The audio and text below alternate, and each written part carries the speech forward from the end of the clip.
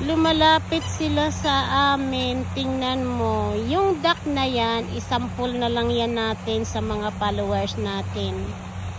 Nagpapalo sila sa atin, lumalapit sila sa atin dahil gusto nila mapansin natin. Kaya yun ang ginagawa ko. Gusto ko pansinin lahat nga nagpapalo sa akin, katulad ng mga duck na yan, oh. Gusto nilang magpapansin dahil masaya sila. Kaya ganun din ang mga followers natin. Kapag duman sila sa mga comment section ko, talagang gusto kong puntahan sila. Gumagawa ko ng paraan para mapuntahan ko.